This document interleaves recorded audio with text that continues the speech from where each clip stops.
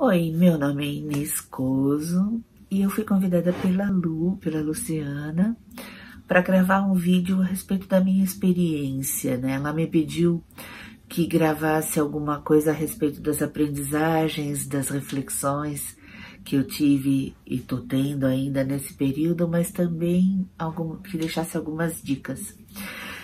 Quando ela me pediu isso, parei para pensar e pensei que talvez eu não fosse a pessoa mais adequada para fazer isso, mas aí quando a gente conversou por telefone, ela me disse que o que ela queria eram diferentes perspectivas, um mosaico de ideias, de contextos, de situações e de percepções. E aí, bem, aí nesse caso, sim, eu acho que posso contribuir. Eu preciso explicar duas coisas sobre mim, né? E aí, assim, para minha contribuição ser válida para alguém, é preciso que essas duas coisas sejam levadas em consideração. A primeira é que eu tô na nossa chácara em Ibiúna, desde 9 de março. De fato, a gente já estava aqui meio que isolados antes da quarentena ser decretada, antes da verdade de tudo acontecer. Porque é uma coisa que nós fazemos regularmente, eu e meu marido. Nós dois gostamos desse retiro. Isso significa que a gente está numa espécie de bolha, até paradisíaca, eu diria.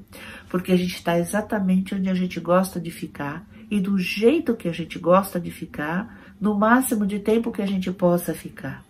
E isso nos diferencia de uma quantidade absurda de pessoas que estão passando por essa etapa da vida, por essa situação geral. Essa é a primeira coisa, tá certo? Então, aqui eu leio, eu estudo, eu me relaciono, porque a minha relação é virtual, com um número gigantesco de pessoas há anos já. Isso não é novo para mim, tá certo? E porque estou num lugar onde tudo que eu quero tá aqui. Meus discos, meus livros, meus filmes, minha internet, meu computador, que é onde eu faço os meus cursos e onde eu pesquiso as coisas e converso com as pessoas. Muito bem. Esta é uma consideração, ok? Eu estou numa espécie de bolha em relação a tudo que as outras pessoas estão vivendo. A outra questão eu não sei se vocês já ouviram falar em neurodiversidade.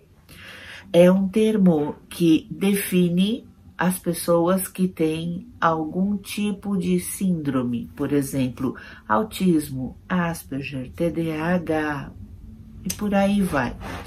Então, as pessoas que não têm nenhuma dessas características são chamadas neurotípicas. Bom, eu não sou neurotípica. Eu tenho um leve grau de Asperger, ou seja, o isolamento para mim é o nirvana. É como eu gostaria de ficar o tempo todo se eu pudesse. Essas duas coisas colocadas, o que me ocorre dizer sobre aprendizagens? Eu acho que pela primeira vez na história da humanidade, os neurodiversos têm algo a ensinar, que é como passar por uma situação como essa sem estresse, sem ansiedade, sem angústia, sem desespero. Não diria sem preocupação, porque existe um the day after e a gente vai ter que lidar com ele.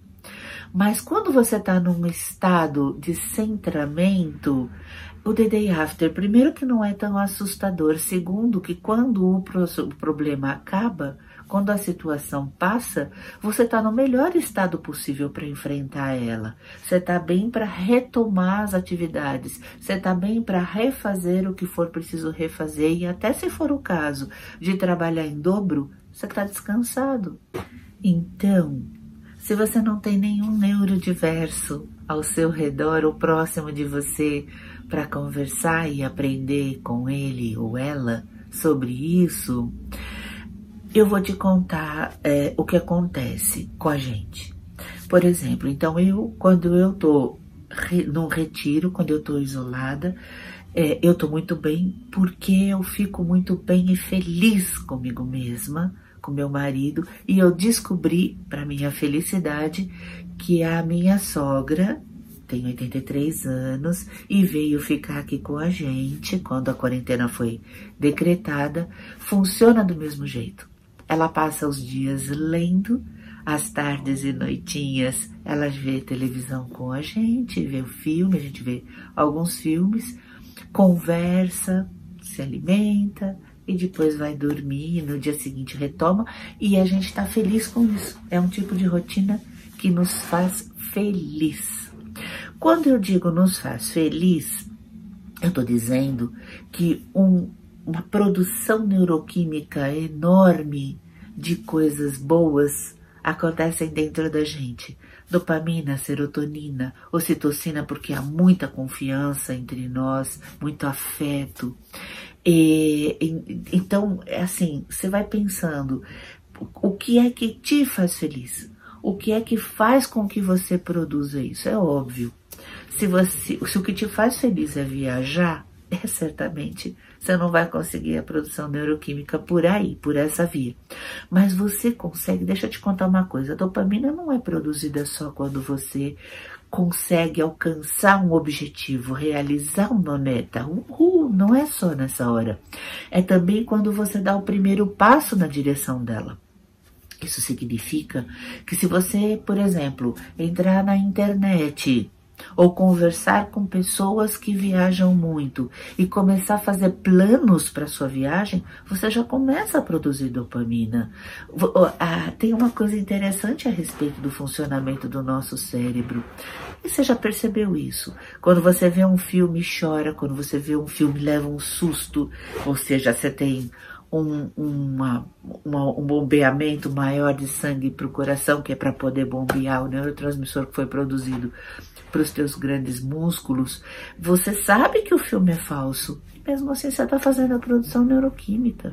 Você tem neurônios espelho que te permitem se projetar na situação e se imaginar como se fosse você nela, e então você responde neurologicamente, às vezes até anatomicamente, como se você fosse o protagonista da história, filme ou livro, tanto faz.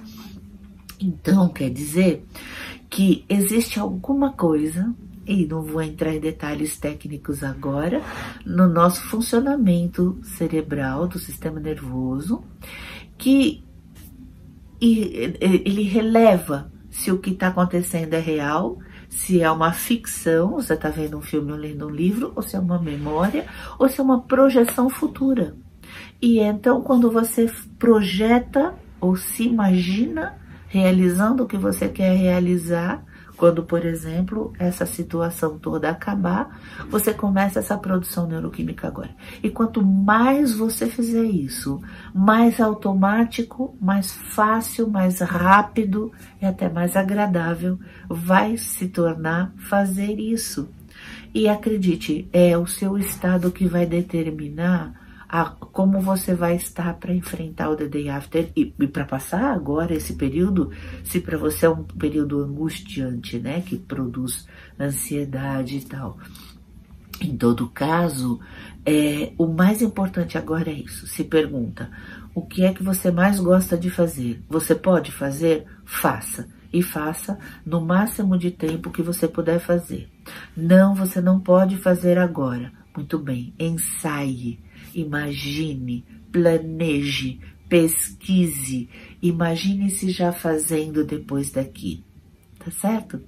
Eu acho que essas são as melhores contribuições que eu posso dar nesse momento. Espero ter ajudado. Obrigada pela oportunidade.